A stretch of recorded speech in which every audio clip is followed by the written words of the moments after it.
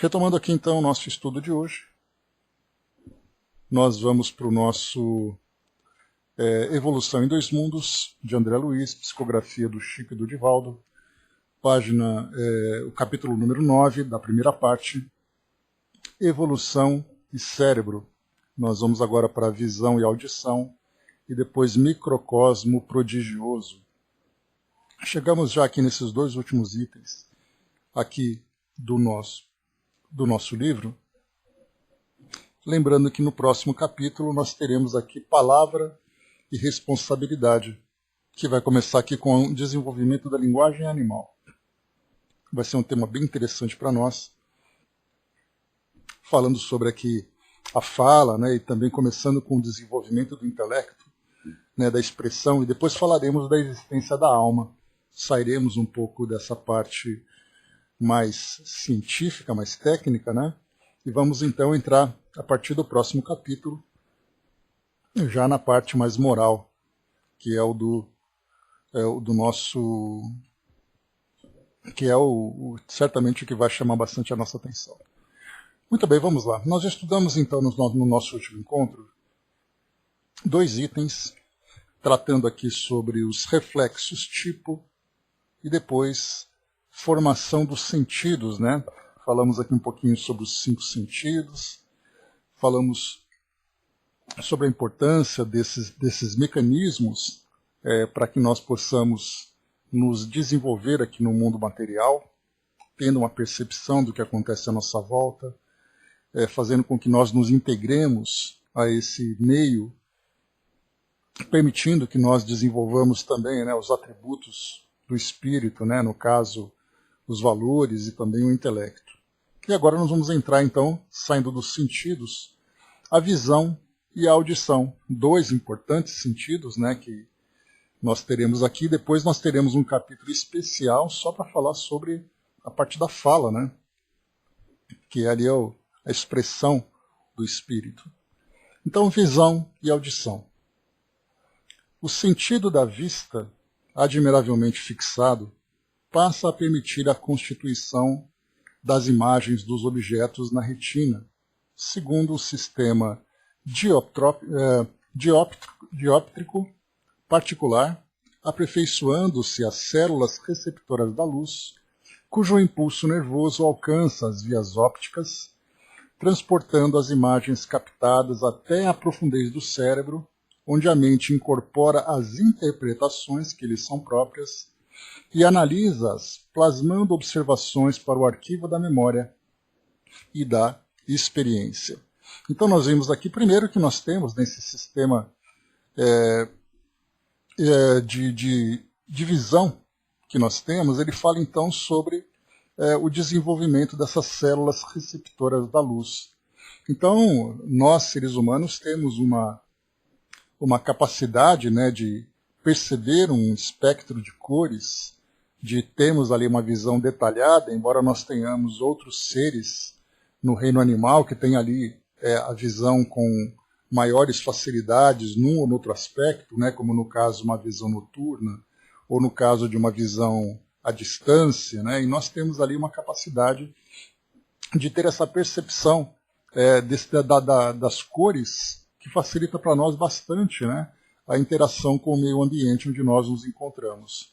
E aí, então, a partir do desenvolvimento dessas células receptoras, a gente vai, então, entrar exatamente naquele mesmo processo que nós já estudamos em outros, nos capítulos anteriores, né, sobre outras partes do nosso corpo, quando nós falamos sobre o desenvolvimento das nossas células, quando nós falamos do desenvolvimento do nosso sistema digestório, do metabolismo, quando nós falamos da nossa estrutura esquelética, muscular, a própria estrutura nervosa que nós estamos estudando, nós vemos então que conforme o tempo vai passando, as espécies também vão evoluindo, né, e surgindo novas espécies naturalmente, e aí então nós percebemos que conforme nós vamos nos tornando seres cada vez mais complexos organicamente, nós vemos também que quando nós falamos organicamente, nós temos que entender numa visão mais micro, né, numa visão menor, entendendo esses pequenos detalhes do nosso corpo, percebendo, por exemplo, no sistema nervoso, o desenvolvimento dessas células receptoras, dos nervos, da estrutura cerebral que nós temos para fazer as devidas interpretações.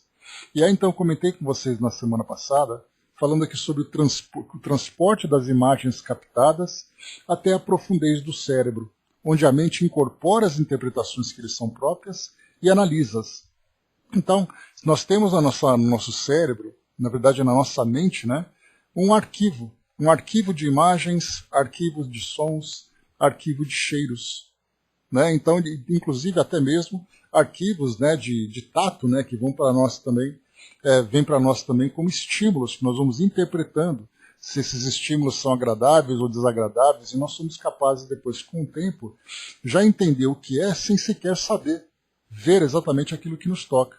No caso, por exemplo, das imagens, nós temos uma quantidade incontável de formas, cores que são armazenadas na nossa mente e que basta simplesmente que nós olhemos para alguma coisa que nós já entendemos o significado dela e já fazemos também a devida interpretação. Quando nós olhamos para um relógio, nós não vemos um relógio porque o relógio tem forma de relógio. É porque nós demos esse nome para ele, demos para ele também uma função que nós somos capazes de interpretar o seu significado. Mas eu posso, por exemplo, como eu comentei com vocês no nosso último encontro, pegar uma peça, por exemplo, da turbina de um avião e mostrar para vocês, ou para todos nós que somos leigos, nós não vamos fazer ideia do que significa aquilo. Para que serve aquela peça, do que ela é feita, onde que ela fica encaixada, porque aquilo não faz parte do nosso banco de dados. Ao mesmo tempo, né, se nós pegarmos para determinadas profissões, ou para a maioria das profissões, quando nós então lemos alguma coisa, vemos um desenho, vemos uma imagem, rapidamente aquela imagem então é interpretada, e aí nós sabemos o significado, sabemos para que serve.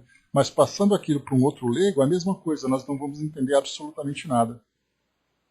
No caso de uma fórmula matemática, de uma fórmula química, você olha aquelas letras, aqueles desenhos também. Se você não é versado naquele tipo de cálculo, ou naquele tipo de conhecimento, ele não terá significado nenhum. Mas para quem é capaz de entender, ele vai então lembrar que aqueles números ou aqueles símbolos têm um significado e ele vai ser capaz de dar ali uma interpretação para aquelas informações. Então nós vemos que a visão não é simplesmente ver, mas nós armazenamos aquelas informações e damos um significado para elas. Inclusive nós vamos desenvolvendo sensibilidade a ponto de nós sabermos se aquelas imagens estão coerentes ou incoerentes, se elas são harmoniosas ou não harmoniosas. No caso, por exemplo, da audição, que nós veremos um pouco mais abaixo, quando nós falamos da música. A música, de certa forma, ela é uma combinação de sons harmoniosos que trazem para nós ali uma certa satisfação. A gente não pergunta se a música é boa ou se não é boa, mas a gente percebe quando a música está afinada ou desafinada. Quando as notas, por exemplo, não compõem ali um acorde. Quando nós temos ali aquele campo harmônico, né, que são notas que vão se combinando, nós percebemos claramente quando uma nota é fora, porque os nossos ouvidos desenvolveram essa sensibilidade e também fez com que nós fossemos capazes de fazer uma interpretação daqueles sons que nós estamos ouvindo, se é um som agradável ou se é desagradável. Então tudo isso significa que os sentidos são para nós a porta de entrada das informações. Mas aí, a partir do momento em que essas informações entram na nossa mente, nós fazemos então as suas devidas interpretações a partir das análises que nós fazemos. Então é algo realmente fantástico de percebermos que, conforme os nossos órgãos do sentido vão se desenvolvendo, a nossa capacidade de armazenar informações e dar as interpretações também vão evoluindo. De nada adianta você passar informação para um animal de um reino inferior que não é capaz de fazer a interpretação. Mas nós percebemos, por exemplo, né, no caso de animais que vivem num ambiente selvagem, ou mesmo animais domésticos, que eles têm ali esses sentidos da visão e da audição, eles também fazem interpretação, se aquilo é agradável, se aquilo é desagradável, se é uma ameaça, ou se não é uma ameaça. Então, primeiro, vão tendo ali a reação e a análise naquilo que é mais primitivo, que diz respeito à sua sobrevivência e ao seu bem-estar imediato. Depois, com o passar do tempo, conforme aquele princípio inteligente vai evoluindo, e ele encontra então um corpo com mecanismos que também oferece para ele ali uma percepção melhor do meio ambiente onde ele se encontra, ele já começa então ali a ter uma interpretação mais coerente, uma interpretação mais profunda e abrangente daquelas informações que estão sendo absorvidas. Bom dia, Gilda. Então, isso aqui no sentido da visão. E a audição, diz para nós aqui, isso sem falar, né, quando nós voltamos na audição, quando nós falamos do como é interessante a estrutura dos nossos olhos. Né? Então, nós temos ali hoje uma especialidade médica que se dedicou exclusivamente para estudar os olhos, na sua estrutura, todas as suas patologias, todas as suas as estruturas, né, os detalhes da sua estrutura, aquilo que pode trazer para nós conforto, os medicamentos e tudo mais, somente estudando os olhos, para a gente ver como ele é complexo. De todo o nosso corpo a gente vê, estudar os olhos. São duas pequenas bolas, dois pequenos globos, que se encontram aqui encaixados no nosso crânio, enquanto o corpo tem todo o seu sistema, mas somente aquele ponto já é o suficiente para poder fazer com que haja uma especialidade médica para estudar toda a sua complexidade. E encontrar também ali todas as soluções, entender ali as patologias. Nem tudo ainda pode ser consertado, naturalmente, a nossa ciência não avançou tanto. No caso, por exemplo, de uma degeneração dos nervos ópticos, a pessoa fica cega e não tem como regenerar isso. Simplesmente porque nós não fomos capazes ainda de trabalhar nos casos dos nossos, toda a parte nervosa ainda que ela não consegue ter ali a sua devida regeneração. A gente faz ali os contornos, tem ali alguns procedimentos, mas a cura propriamente dita de lesões no sistema nervoso, nós não somos capazes ainda de tratar, né? Então, como outras tantas doenças, né, Dudu? Então, tem glaucoma, nós temos catarata, nós temos até mesmo, né, no caso, né, basta simplesmente o fato de você ter que usar um óculos, já é o suficiente para poder perceber que aquele seu órgão de sentido, ele não funciona adequadamente, mas nós fomos capazes de encontrar soluções para poder amenizar, né, e facilitar para nós, ele trazer um pouco mais de conforto, diante dessas pequenas imperfeições que vão surgindo nos nossos órgãos. Então, vemos que o nosso conhecimento também vai se ampliando, e nós vemos a importância disso também. A mesma coisa nós temos, então, com a audição, como é mostrado para nós aqui. Ele diz assim, e a audição, alicerçando-se em órgão complexo, então, mais uma vez, né, a audição, o que nós podemos ver? Os dois ouvidos, né, desde ali da parte externa até a parte interna, mas é uma porcentagem muito pequena se compararmos com o nosso corpo todo, é a mesma coisa. Mas o fato dele ser pequeno não significa que ele tenha menos importância, pelo contrário, pelo fato de ser ali um dos nossos sentidos, nós procuramos também desenvolver ali as nossas ciências para poder estudar a sua estrutura e tentar ali encontrar doenças, encontrar medicamentos, processos cirúrgicos, aparelhos que fazem, que ajudam, né, no caso da reabilitação. Então, percebemos também que são órgãos pequenos, mas não menos importantes. Então, e a audição?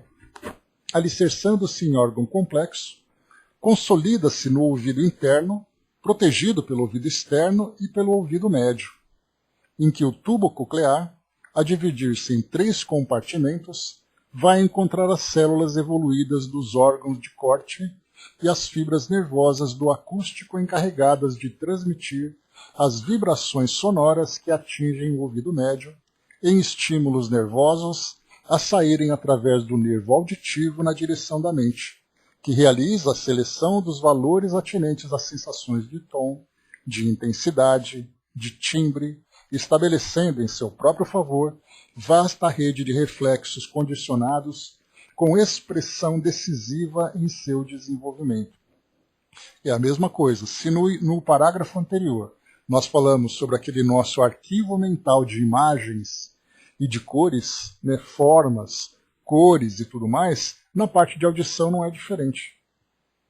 O fato de vocês, por exemplo, reconhecerem a minha voz, significa que, para sorte para um, azar para outros, né? Mas para quem reconhece a minha voz, começa então a perceber que existe um arquivo mental em que aquele timbre, aquele tom, aquela altura é capaz então de identificar quem é, nesse caso aqui, né, quem é a pessoa que tem essa mesma voz, assim como nós conhecemos as músicas, assim como nós conhecemos todos os sons da natureza e conhecemos tudo que existe à nossa volta que é capaz de produzir uma vibração no som, uma vibração, né, no caso do ar.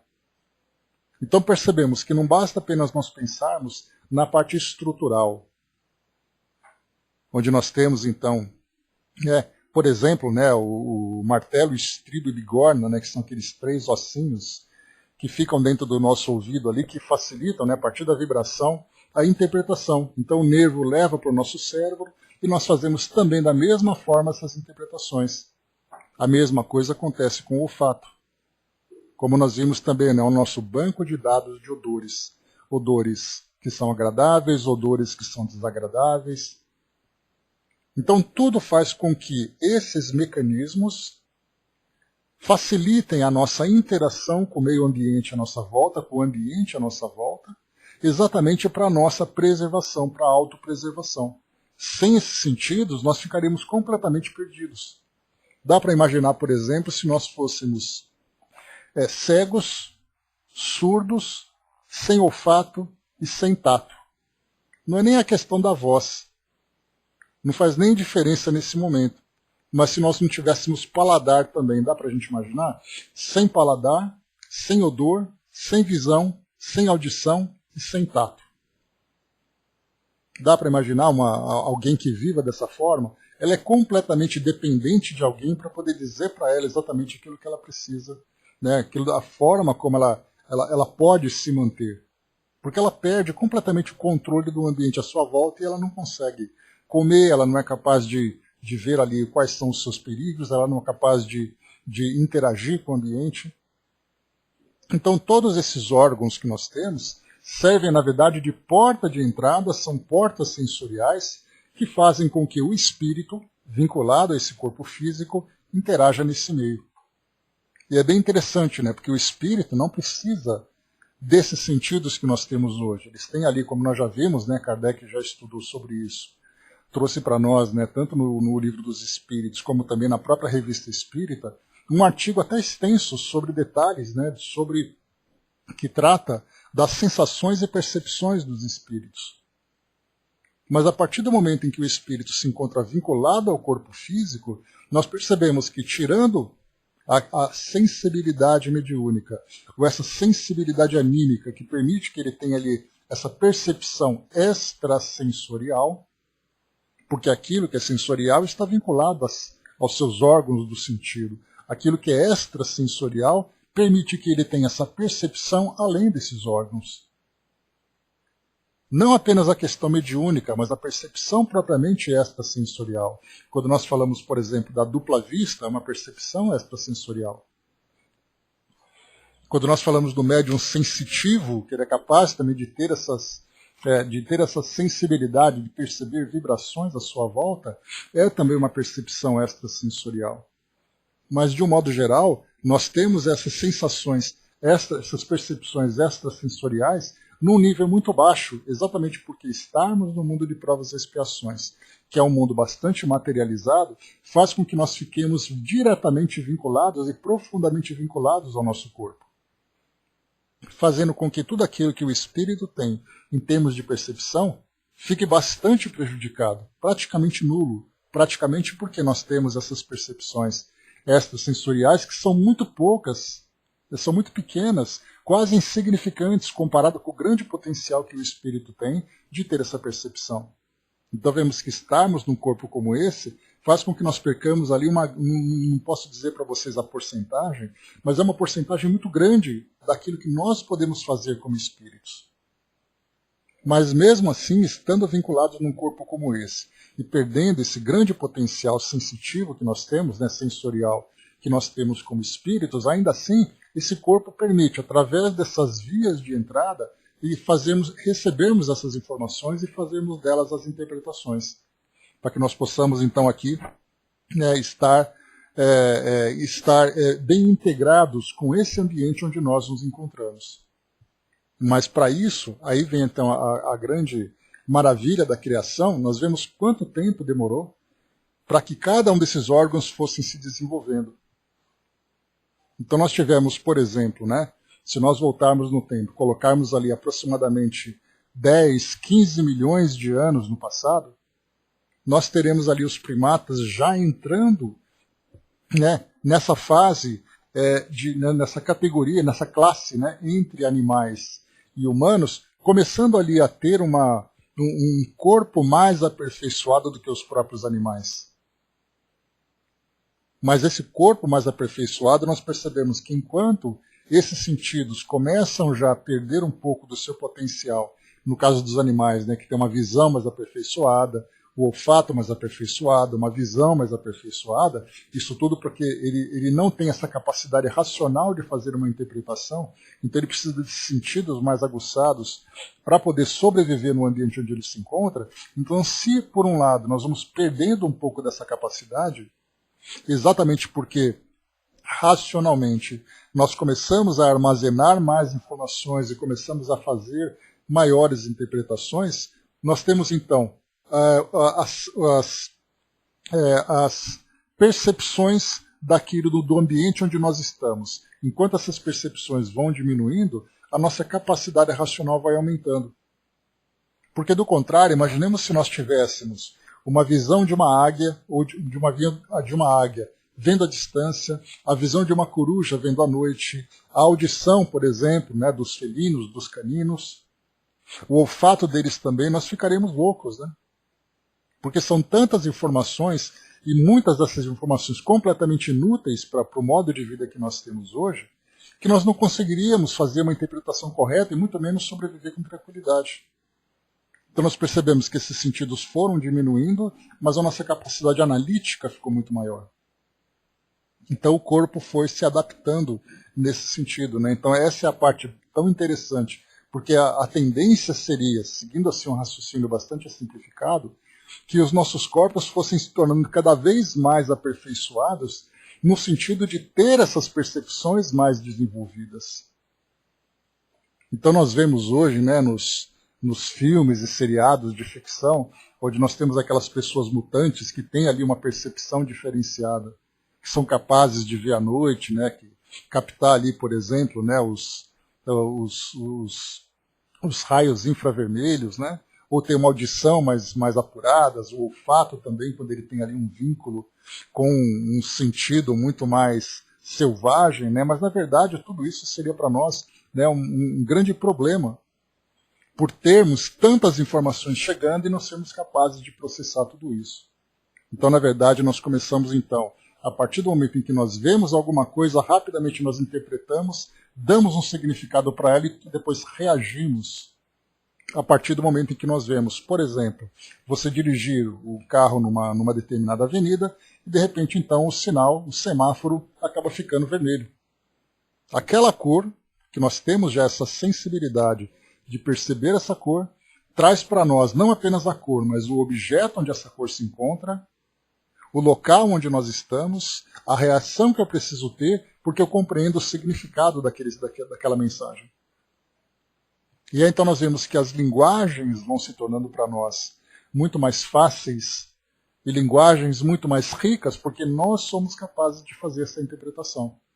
Então os canais os receptores dessas informações vão se adequando à nossa capacidade racional de lidar com de processar esses dados. E continua. Sob a orientação das inteligências sublimes, cada sentido se instala em organização especial, formada de vários aparelhos e implementos, né? Então nós vemos tudo isso, né? Todas as estruturas que formam esses nossos órgãos do sentido.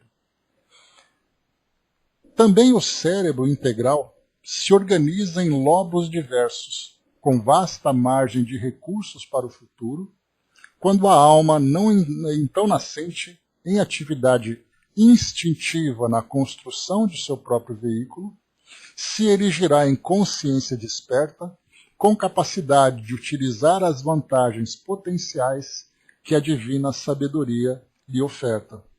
Então, é exatamente aquilo que nós conversamos.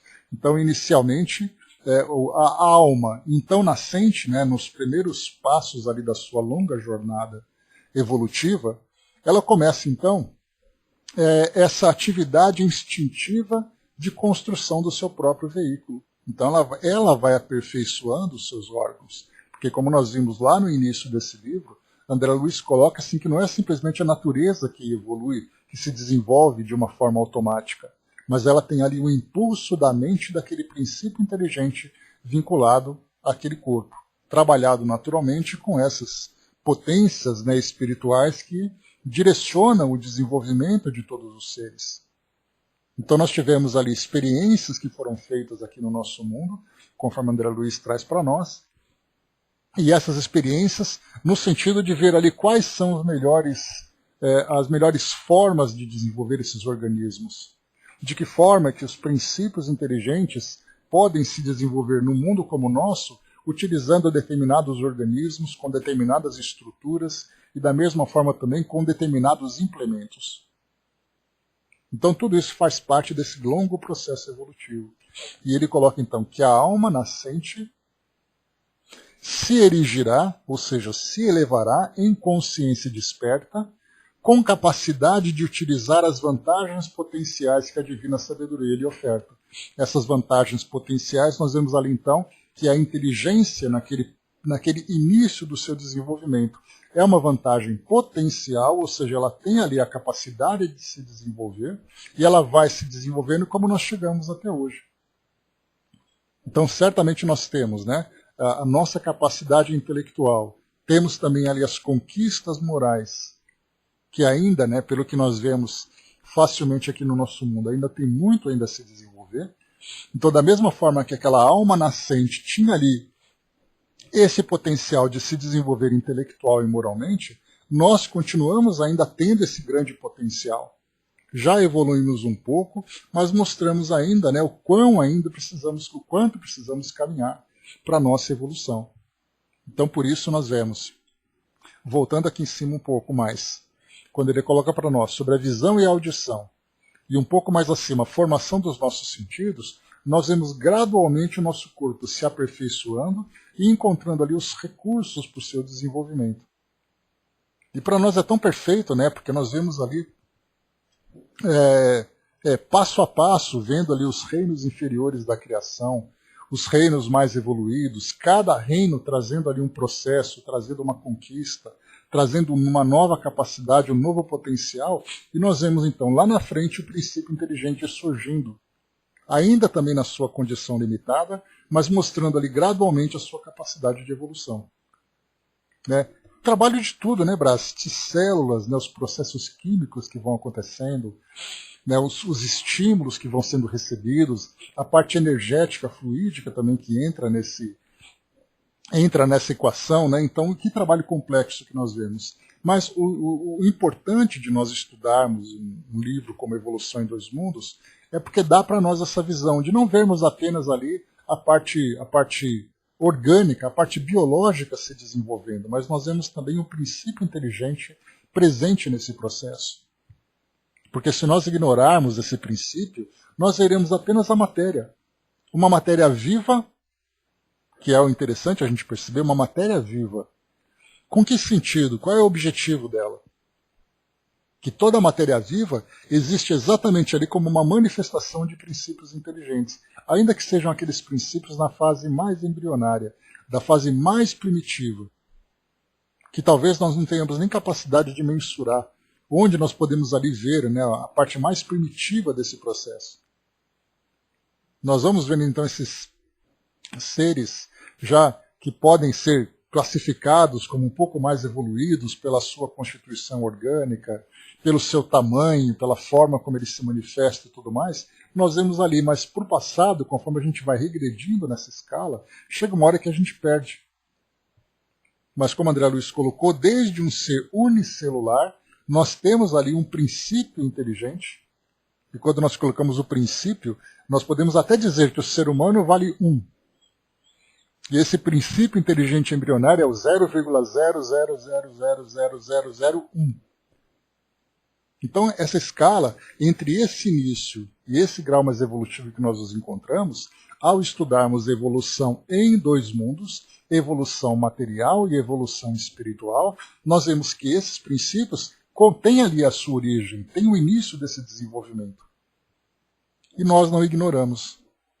E isso faz com que nós olhemos para o mundo e vemos então que tudo aquilo que é vivo, tudo aquilo que tem vida, tem algo vinculado a ele, alguma coisa relacionada com a ideia do espírito, a ideia desse princípio inteligente.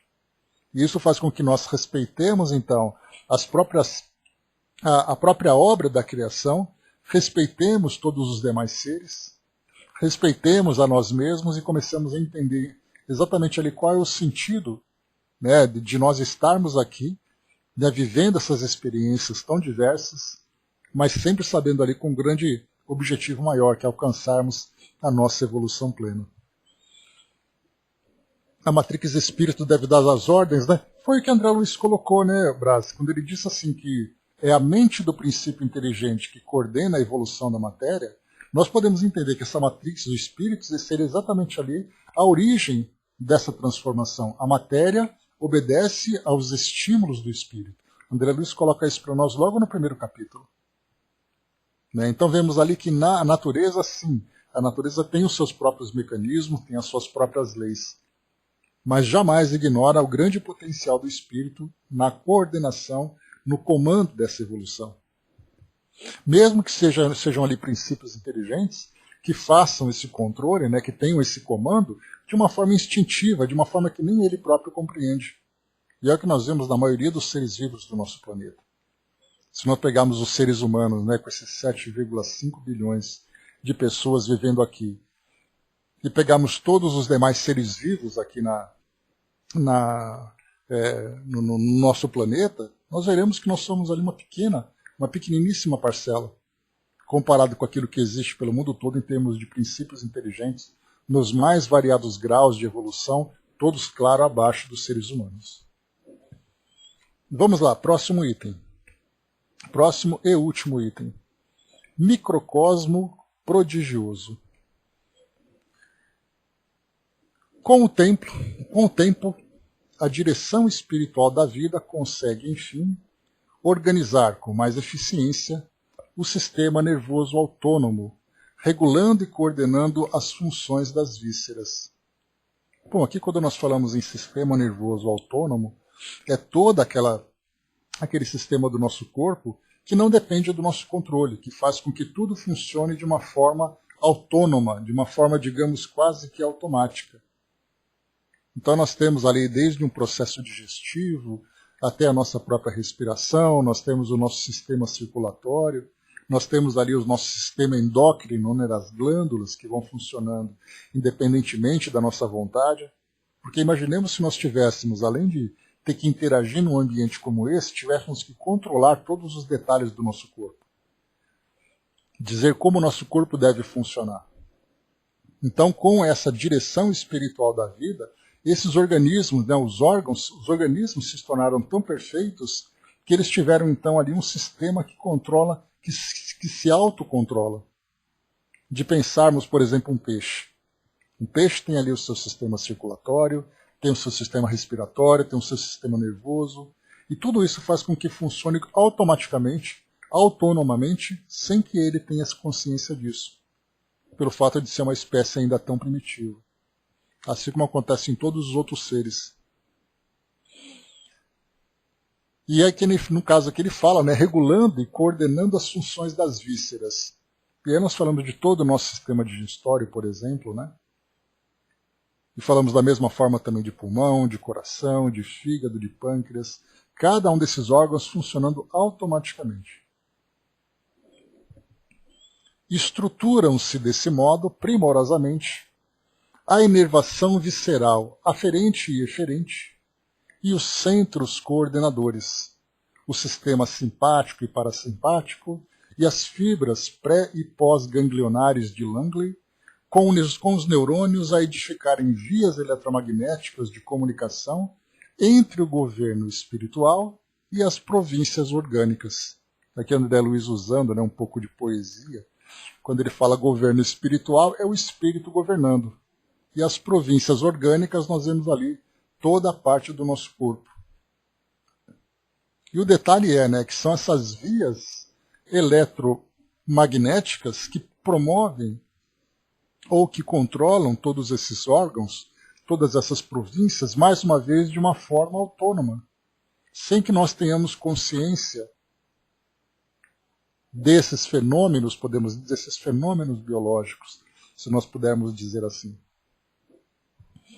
Em todos os ângulos do cérebro, esse microcosmo prodigioso, células especiais permanecem sob controle do espírito, assimilando-lhe os desejos e executando-lhes as ordens no automatismo que a evolução lhe confere.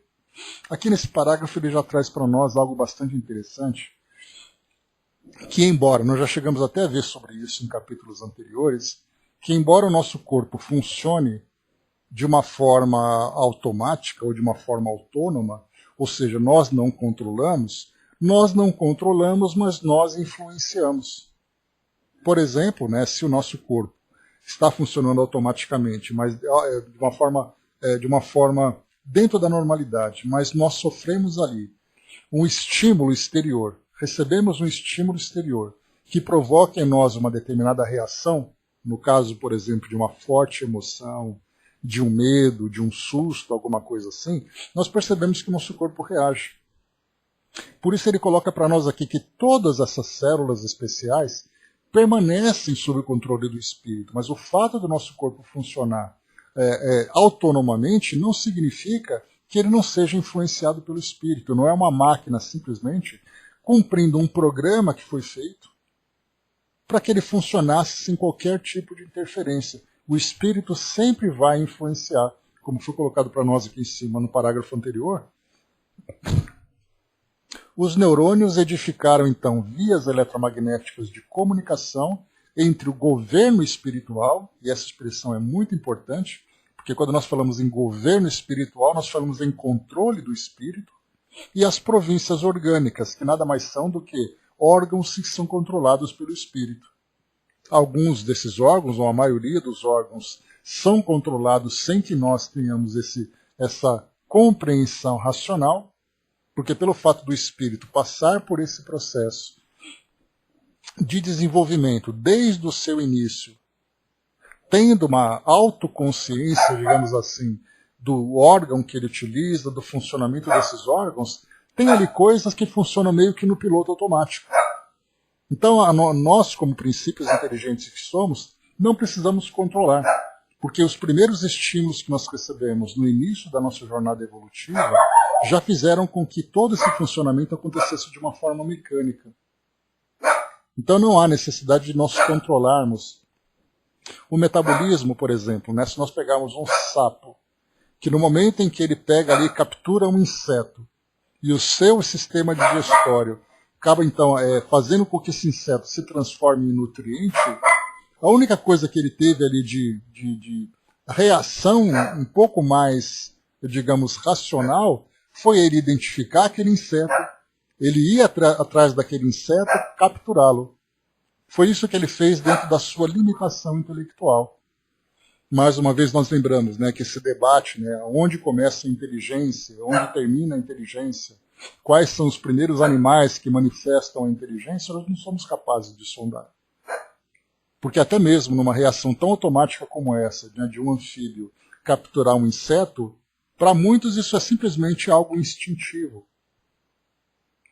O que eu discordo, porque se você percebe que no momento em que aquele animal olha para aquele inseto, ele vai atrás do inseto, ele faz isso por vontade. E quando ele não tem fome, ele não faz isso, porque do contrário ele passaria a vida inteira nesse mecanismo de ficar procurando insetos, se alimentando o tempo todo. E chega uma hora que ele não ia suportar. Então até nisso ele sabe, o organismo avisa para ele no momento em que ele sente fome e no momento em que ele não sente fome, no momento em que sente sede ou não sente sede. E se por acaso o organismo diz que ele tem que tomar água, ele vai até um local onde ele vai tomar água.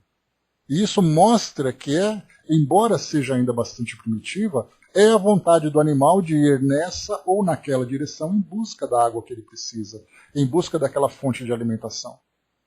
Então esse governo espiritual começa desde esses reinos mais inferiores para controlar o nosso corpo. E aí depois, quando chega nessa parte mais evolutiva, do espírito, que nós, no caso do espírito humano, nós temos ali que sim, na verdade até mesmo, né, nos animais, né, quando eles sofrem ameaça, várias vezes, né, documentários que falam, por exemplo, sobre cobras.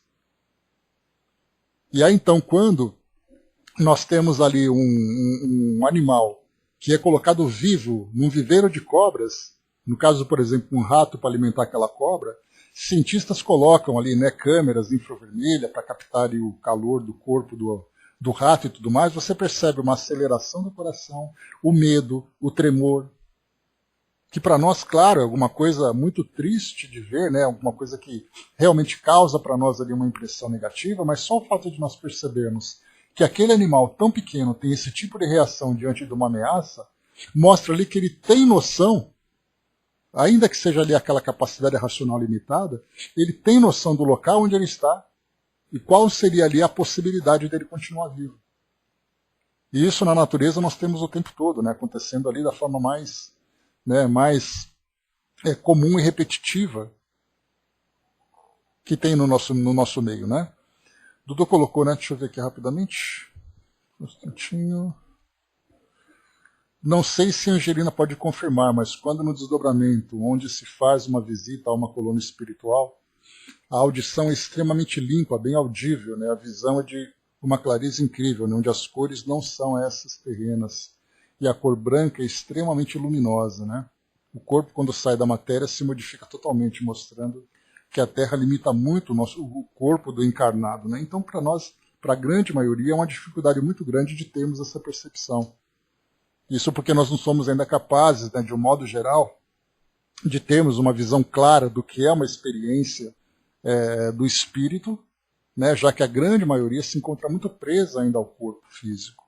Mas aquilo que os espíritos falam para nós, né, sobre essas percepções, né, e sensações que o espírito tem, certamente ele vai muito além daquilo que o corpo, né, que nós encarnados, né, no estado de consciência, que vinculados ao mundo físico, nós temos. Né? Então é muito limitado.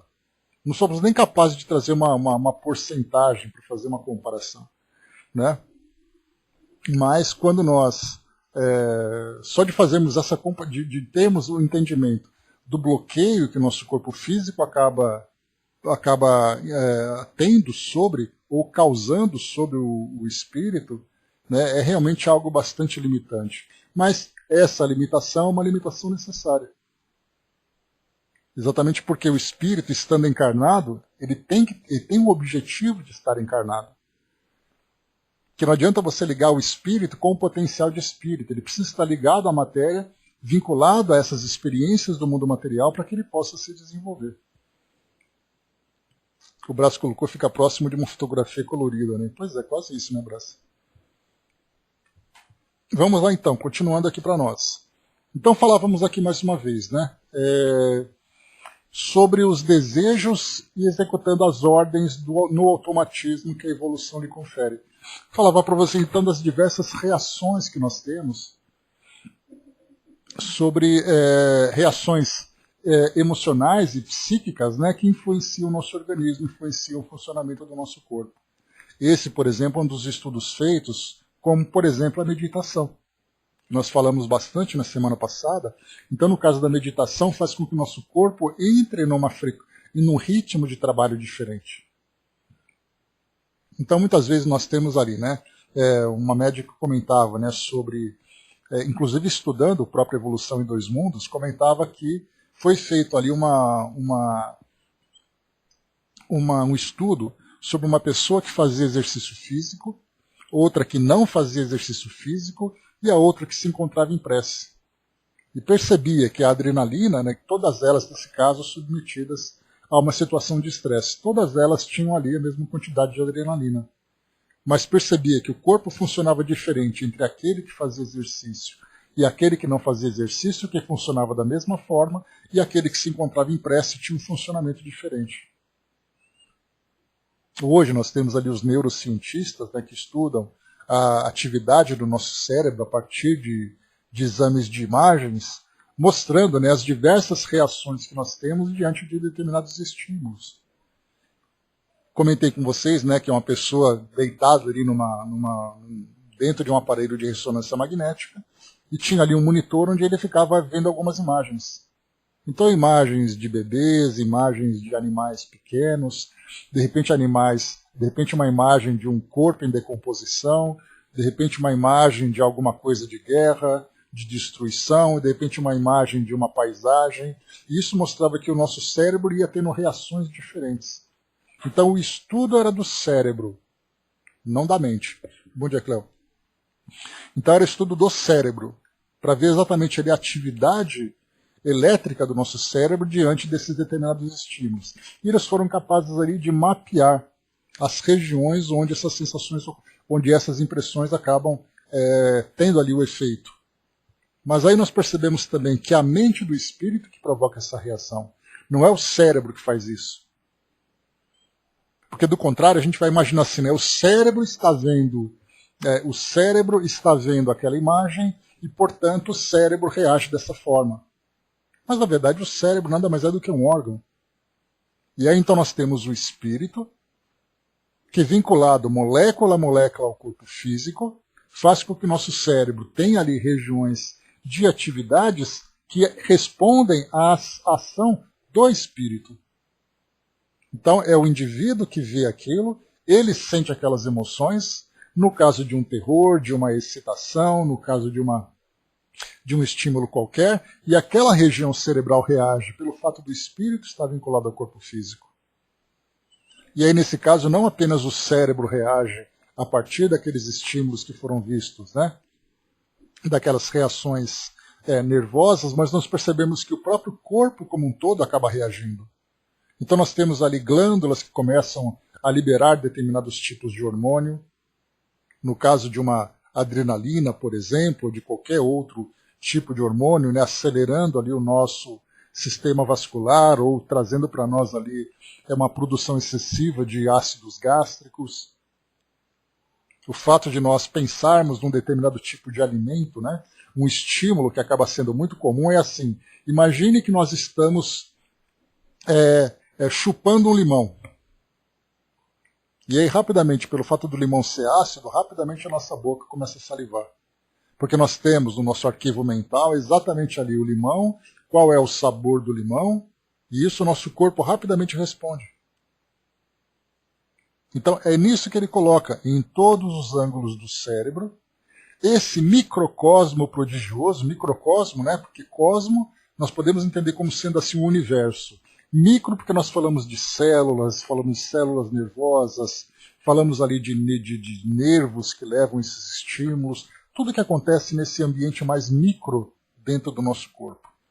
Células especiais permanecem sob o controle do espírito, assimilando-lhes os desejos e executando-lhes as ordens no automatismo que a evolução lhe confere. Então, eu não sou capaz de controlar o batimento do meu coração, mas dependendo do estímulo que eu tenho, eu consigo acelerar ou acalmar o meu coração. O André colocou, então, quando nos emocionamos em uma paisagem deslumbrante, é o espírito que sente e não os neurônios do cérebro. Não tenhamos dúvida disso, André. Porque, do contrário, nós não somos capazes, não perispiritualmente, espiritualmente, né, Dudu? Porque perispiritualmente, o perispírito também não pensa. O perispírito nada mais é do que um veículo de transmissão. Então, esse conjunto entre espírito, perispírito e corpo, todas as interpretações, todas as emoções, Dudu, esse é um debate muito problemático, de falarmos onde fica exatamente ele guardadas as imagens, né, ou o arquivo mental, a memória do espírito. Uns falam sobre perispírito, outros falam sobre espírito. Eu prefiro falar sobre espírito. Tá? É o espírito que guarda as suas imagens, que tem ali a sua memória. Não o perispírito, né? Então, mas isso é um debate que nós não temos ainda uma conclusão. Então não adianta nem eu dizer o que eu penso ou o que o outro pensa, porque isso... Não, sim, está conectado, mas é como se eu dissesse assim para você. Eu tenho ali as minhas preferências, as minhas emoções, mas eu estou usando a minha roupa. Significa então que se eu perder a minha roupa, eu perco tudo isso? Todas essas imagens não estão guardadas na roupa que eu estou vestindo. Então, quer dizer, dentro dessa visão, a gente faz essa interpretação, mas certamente não temos ainda. Muitos debates já foram feitos, muitos debates ainda serão feitos até que a gente entenda exatamente qual é a capacidade do perispírito. Né? Pois é, a matéria não é sentimento, né? Mas o sentimento não pode ser armazenado na matéria, senão naquele que sente. Então são debates ainda que vão rolar, né? Não precisamos nem entrar nesse mérito, porque não temos ainda uma definição. A Marion colocou, acredito que seja no espírito, né? É importante frisar que não existe espírito sem perispírito, se não existe, né? Então, desde o princípio existe a formação, até os espíritos puros trazem ali de uma forma mais depurada o seu perispírito, que tem exatamente a função com que o princípio inteligente, que é o espírito, interaja no ambiente onde ele se encontra. Mas agora, exatamente qual é a função específica ou a função completa, plena do perispírito, nós não sabemos. Nós temos escritores que escrevem seus livros, nós temos aqueles que dão as suas opiniões e tudo mais. Pois é. Não, a gente não está nem debatendo, é só trazendo o tema para perceber que é um tema ainda tão profundo e tão complexo que foge da nossa alçada. Não adianta nós ficarmos aqui discutindo ou colocarmos ali grandes debatedores para ficar discutindo o tema, se nós estamos tratando de algo que é absolutamente abstrato. O perispírito foge da nossa compreensão, foge da nossa alçada. Né? A Bíblia colocou, né, a princípio, é o que Kardec traz, né, perispírito como matéria não tem inteligência. Como isso se conecta, ainda é difícil de entender. Pois é, porque nós vemos assim, o perispírito, ele dá formato, o perispírito ele transmite ali os fluidos, o perispírito é capaz de absorver fluidos e tudo mais, mas é como se nós falássemos assim, né, eu sei o tamanho do Everest porque eu vi ali uma florzinha que está plantada no pé dele. Ou seja, não sabemos nada ainda sobre o perispírito, né?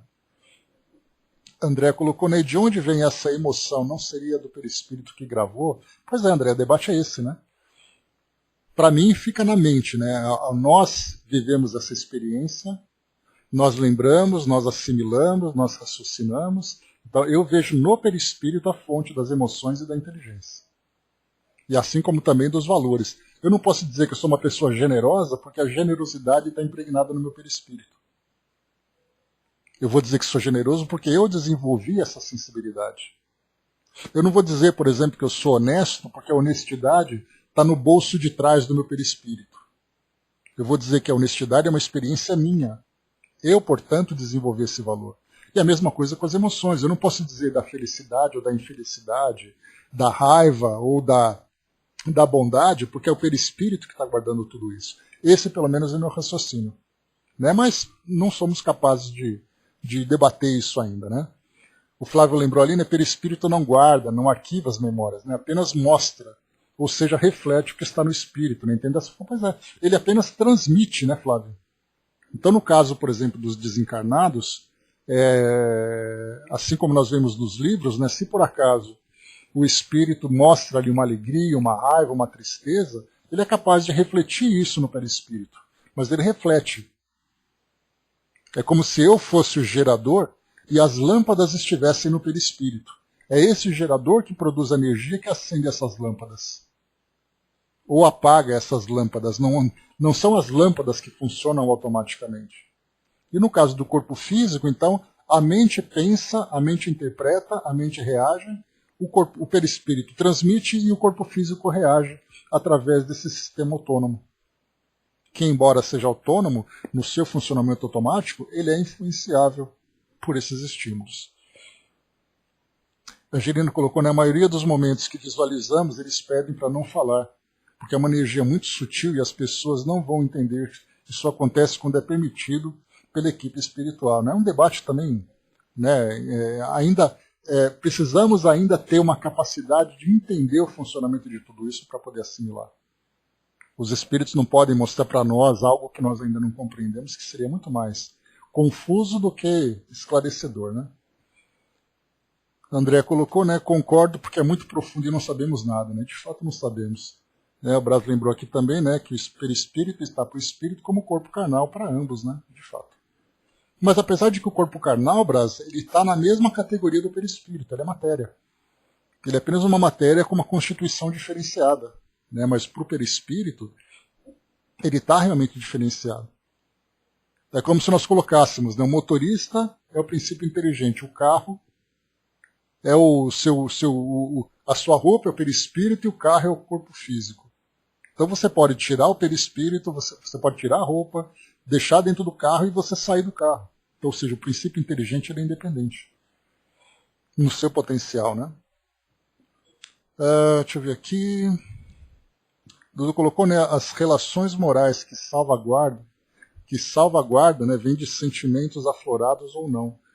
Vem desse espírito, né, que conectado ao seu perispírito, para mim guarda na sua memória energética esses fatos realizados na vida terrena, material. O perispírito é um banco de dados de sentimentos e emoções do ser humano, né? Até nisso a gente fica na dúvida, né, Dudu? Será que você pode colocar a emoção como um dado que fica gravado?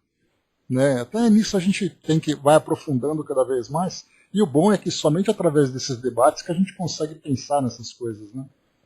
Porque do contrário você fica bolando sozinho ali as ideias e você não é capaz de ter ali um direcionamento. Mas assim como nós temos nos nossos sentidos a visão, a audição, o olfato, tato e paladar, e nós temos no nosso arquivo mental, né, a interpretação para esses estímulos. Então você vê, por exemplo, a sua pele sente o calor e você pode se aproximar desse calor, se ele for agradável, ou você pode se afastar desse calor. E nós vemos isso, por exemplo, né, quando nós falamos dos animais. Então nós tínhamos aqui o Pinscher, né, que era o Zequinha, que já desencarnou, e ele sendo um Pinscher, né, aqueles cachorro pequenininho, ardido, chato, né, então ele tinha um cobertor que ele ficava andando pela casa, arrastando esse cobertor para colocar onde tinha sol. Então ele ficava procurando. Então você olhava assim, de repente estava aquele fantasma no meio do corredor, mordendo o cobertor, procurando um sol. E quando ele chegava, ele colocava o cobertor no sol e deitava. Ou seja, ele tinha essa capacidade de perceber o calor a partir da sua luminosidade. Ele tinha ali o tato, a pele dele sentia aquele calor agradável, ele interpretava essa informação e buscava aquilo que para ele era mais confortável. Assim como nós encontramos, né, os anfíbios, né, os répteis, na verdade, que têm sangue frio, assim dizem, né, e aí então ele busca o sol, fica ali largateando no sol, literalmente, né, exatamente para poder se aquecer, como acontece ali com as cobras, como acontece ali com lagartos, com crocodilos e tudo mais. Então, quer dizer, são informações que nós guardamos na nossa mente para fazer a interpretação. Agora, quando nós entramos no campo das emoções, nós poderíamos colocar essas emoções, esses sentimentos, também como algo no arquivo mental. O amor, por exemplo. O amor que uma pessoa sente pela outra. Esse amor é algo que você se encontra armazenado na sua bagagem ou é algo que pertence ao espírito? Percebe que quando a gente vai tornando a coisa cada vez mais sutil, ela fica confusa para nós. Exatamente porque nós temos uma limitação muito grande para entender, né, a estrutura do espírito e a estrutura real do perispírito. E a forma como esses dois elementos se vinculam. Mas está aí lançada essa ideia para nós pensarmos sobre tudo isso, que é muito válido. Podemos até não chegar a uma conclusão, mas o fato de nós pensarmos sobre isso já é um grande salto para nós que somos estudantes. Quando a resposta vier, a gente já tem as perguntas prontas. Quando por acaso aparecer a resposta, a gente vai olhar e falar assim, achei a resposta. É isso que eu queria. Segura, embaixador. Bom dia, Tic-Taco. O Braço colocou, né? Como está na doutrina que pensamento é atributo do espírito, assim a memória e arquivos também. Pois é um atributo do espírito, mas não é uma bagagem do espírito, né? Não é algo que ele carrega, é uma capacidade que ele tem. Assim como o calor é um atributo do fogo, vamos dizer assim, o pensamento é atributo do espírito. Mas o que nós podemos entender com esse atributo? Qual a interpretação que nós fazemos? É algo que ele carrega? É algo que ele armazena? Ou é uma capacidade que ele tem? Até nisso a gente tem que pensar também. Vamos lá. Nossa, mas esse tema é bem interessante. Vamos marcar no plano espiritual, a gente se encontra e volta a debater sobre isso também, que vale a pena. Mas muito bem, falamos aqui sobre o controle do espírito e os estímulos que ele manda para o nosso corpo. desde o grupo tectobulbar das fibras pré-ganglionares, saindo com os pares cranianos, tecidas com neurônios do mesencéfalo, protuberância e bulbo, incluindo os núcleos supraópticos, paraventriculares e parede anterior do infundíbulo, até o grupo sacro, com neurônios localizados na medula sacra, nervos especiais funcionam como estações emissoras e receptoras, manipulando a energia mental projetada e recolhida pela mente em ação constante nos domínios da sensação e da ideia, em conexões e trajetos que a ciência do homem mal começa a perceber, atuando nos demais centros do corpo espiritual e nas zonas fisiológicas que os configuram no veículo somático através de circuitos reflexos. Então ele trouxe para nós em cima esses nomes todos, falando sobre essas estruturas desde o cérebro até descendo pela coluna e até o sacro lá embaixo.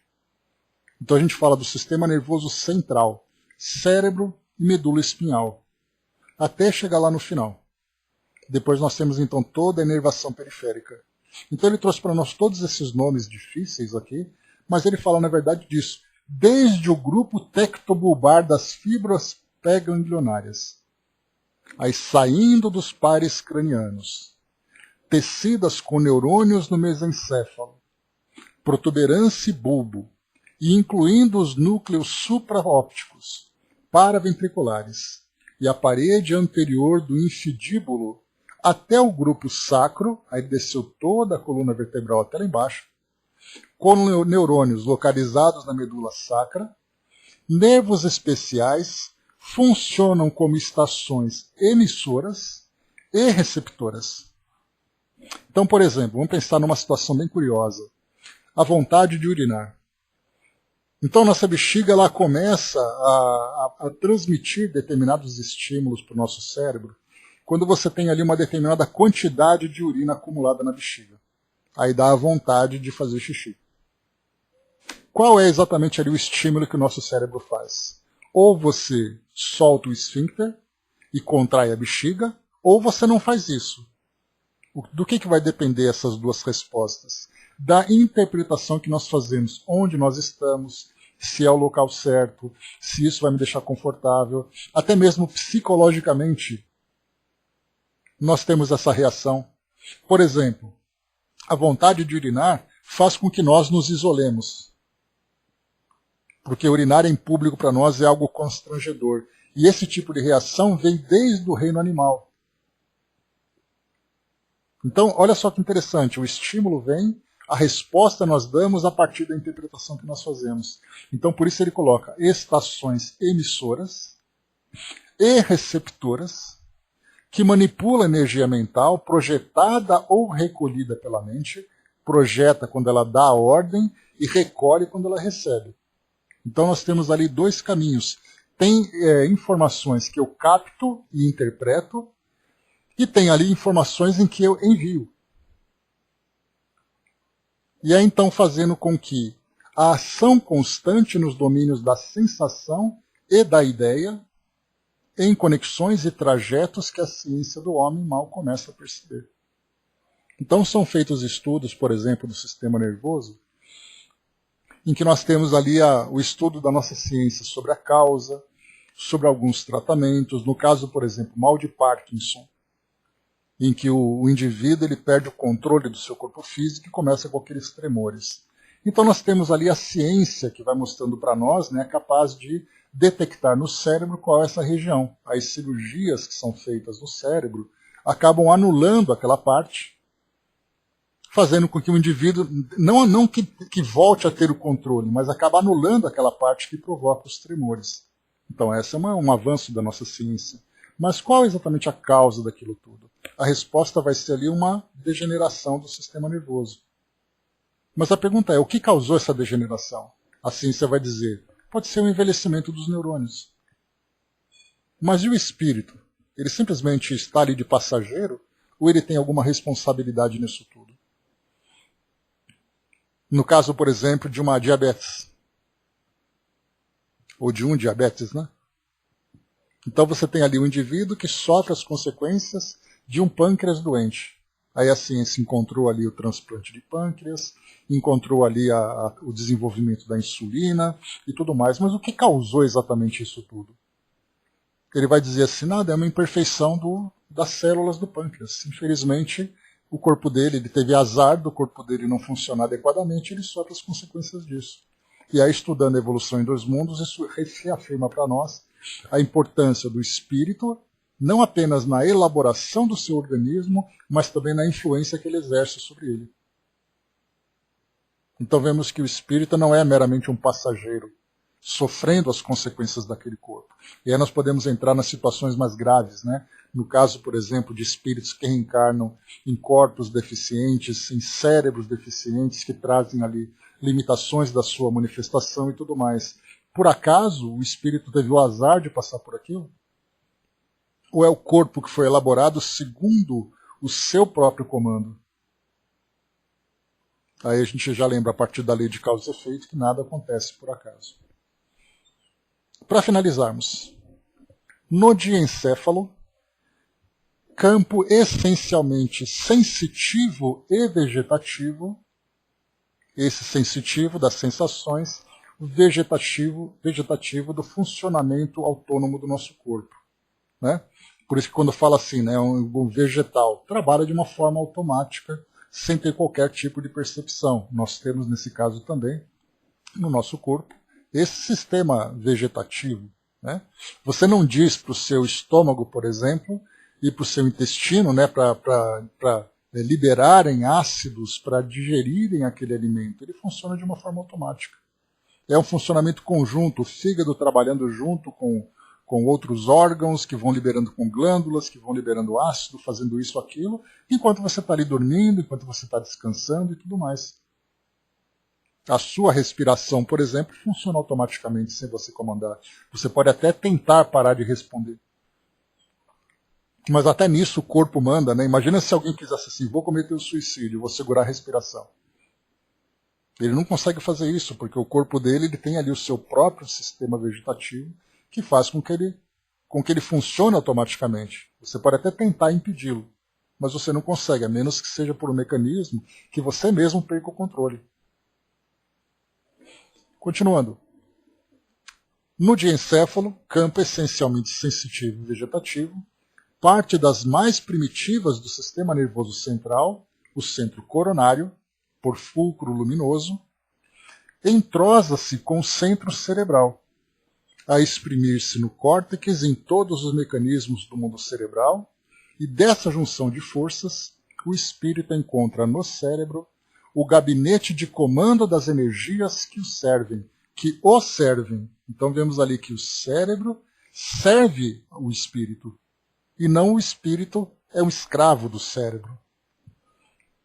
Como aparelho de expressão dos seus sentimentos e pensamentos, com os quais, no regime de responsabilidade e de autoescolha, plasmará no espaço e no tempo o seu próprio caminho de ascensão a Deus. Então, nesse último trecho, nós teremos aqui, por exemplo, né, Andréia, essa reação, né, o corpo faz com que ele acabe desmaiando, e aí depois, dependendo das circunstâncias, ele pode até vir a desencarnar. Mas só o fato dele estar desmaiado já mostra que o corpo dele vai funcionar automaticamente. Ele entra ali no função automática, né? Então, olha esse trecho bacana que André Luiz coloca. O espírito, no regime de responsabilidade e autoescolha, plasmará no espaço e no tempo o seu próprio caminho de ascensão a Deus. Ou seja, nós vamos utilizar o corpo físico, que é o nosso veículo, em modo de segurança, exatamente.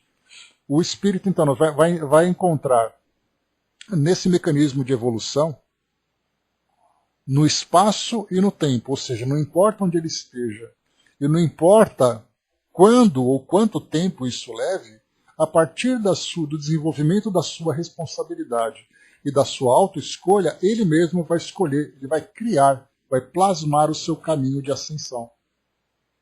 Ou seja, ele vai evoluir a partir das suas próprias escolhas.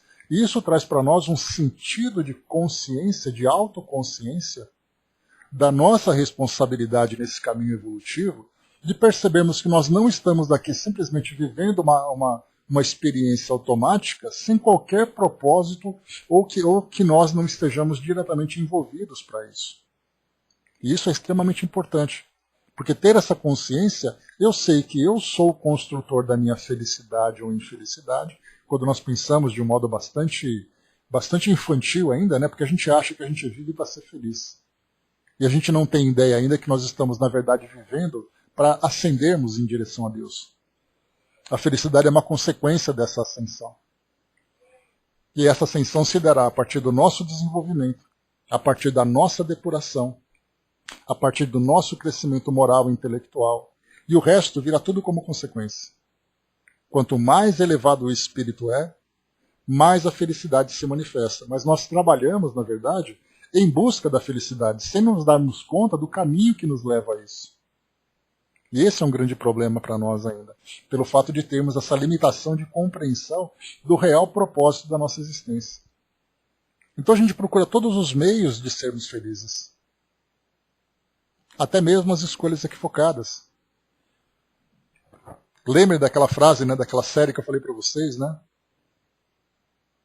O homem não busca o mal por ser mal. Ele busca por confundi-lo com a felicidade. Então nós achamos que a nossa vida gira em torno de sermos felizes. Por isso a gente toma ali as decisões mais precipitadas, mais absurdas, em busca de algo que se assemelhe a essa felicidade. Só que na verdade, se nós simplesmente trabalharmos para ascender em direção a Deus, essa felicidade virá como reação automática, assim como outros tantos atributos. A felicidade, o conhecimento, o autoconhecimento, o equilíbrio. Exato, Tic-Teco, bela analogia. Então, quer dizer, a planta faz isso sem pensar, né? E nós precisamos também buscar a luz. Só que nesse caso é a luz do Espírito. Então, meus amigos, essa mensagem veio de Uberaba, 12 de fevereiro de 1950. Então, quem trouxe para nós foi Valdo Vieira, lá de Uberaba, né? Então, e as mensagens, a gente lembra, né, de Pedro Leopoldo, foram aquelas psicografadas pelo Chico. E as de Uberaba, psicografadas por Valdo Vieira. Próximo capítulo, no nosso próximo encontro, 10. Palavra e responsabilidade. Falaremos sobre linguagem animal, intervenções espirituais, mecanismo da palavra, linguagem convencional, pensamento contínuo, luta evolutiva, nascimento da responsabilidade, enfim, depois o 11, existência da alma. Então já estamos entrando agora, começando a entrar agora naquela parte mais do espírito, né, do que da matéria. Mas a palavra ainda, né, nós vamos falar sobre o desenvolvimento dos órgãos, da nossa capacidade de interpretação. E aí quando nós falamos sobre os nossos arquivos mentais, só para finalizarmos, já que veio essa imagem agora, né, quando nós falamos sobre o nosso arquivo mental, em que nós somos capazes de interpretar imagens, sons e tudo mais, nós somos capazes também de interpretar palavras. Tanto é assim que quando nós fazemos uma comparação entre povos com idiomas diferentes, nós não entendemos aquilo que o outro está dizendo, mas ele entende. Por que ele entende? Porque no seu arquivo mental se encontra aquela palavra e o seu significado. Então ele foi condicionado a ter um significado com aquela palavra. E aí então a criança vai aprendendo, né? Ouvindo, vai aprendendo ali os significados, ela vai interpretando quais são as reações a partir daquela palavra. E nós vemos isso até mesmo nos animais, né? Basta você pegar um cachorro, por exemplo, e dizer para ele, vamos para a rua? Ele não sabe nem o que é rua, mas só o som que está dizendo para ele já faz com que ele fique oriçado. Aqui em casa você fala para a Rita, né? Vamos papar? O rabo dela já abana, ela já entende o significado. Por que isso tudo? Porque o animal começa então a ter, na sua capacidade racional, a elaborar essas interpretações. Assim como nós vemos um sinal vermelho de um semáforo, nós vemos, por exemplo, um som que tem para nós um significado, uma música, e aí, claro, a gente vai então aperfeiçoando cada vez mais essas interpretações, uma música que provoque em nós uma emoção agradável, uma emoção desagradável, uma imagem que traz para nós uma resposta também. Tudo isso, então, é a nossa mente trabalhando a partir dos estímulos que vão chegar. Então é isso, meus amigos. Encerrando por aqui o nosso estudo de hoje. O Brás colocou, né? Eu tinha um cachorro que entendia mais de 8 frases. Nem sim, Brás, os animais são bastante inteligentes. Eles não apenas entendem frases, né, mas sinais. Basta você pegar um animal que é adestrado, né, um cão, por exemplo, adestrado, ele entende sinais que você faz, gestos que você faz. Né, ainda mais palavras. Então, são realmente... Vemos ali o princípio inteligente já aflorando o seu melhor entendimento. Né? E quando nós falamos do ouvido também, a gente nem comentou sobre isso, mas até mesmo a estrutura dos ouvidos, assim como dos olhos que eu falei para vocês, né? De ver a distância, de ver a noite, aquela coisa toda, o ouvido também é assim. Você tem os ultrassons, você tem o infrassom, você tem aquela faixa, aquele espectro de frequência eletromagnética que representa o som que nós somos capazes de perceber. Né? Então, temos ali vários formatos de ouvidos, né, que são capazes de ter essa percepção. E isso vai mostrando também a evolução desse sistema e a utilidade que ele tem para cada estágio evolutivo. Os elefantes, pois, são capazes de ouvir infrassons. Mas no nosso caso, qual seria a vantagem do infrassom a não ser atrapalhar a nossa concentração? Então nós temos aquela faixa, né, de percepção de sons que são suficientes para que nós façamos uma interpretação e tenhamos uma reação. Então até nisso também é importante a gente perceber que cada organismo se encontra adaptado para uma determinada faixa evolutiva de acordo com o ambiente onde aquele espírito vivencia. No nosso caso, a gente tem então ali todos os nossos órgãos, né, em estados, num estágio de desenvolvimento perfeito para a nossa condição. Agora, cada organismo